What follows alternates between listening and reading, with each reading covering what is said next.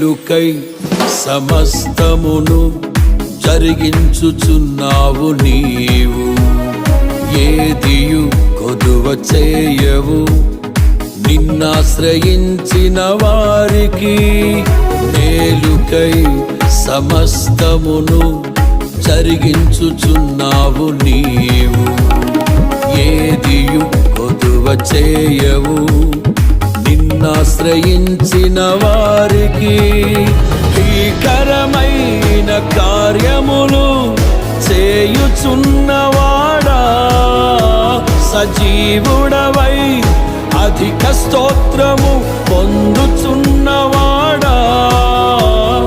కనపరతును నిన్నే ప్రేమించే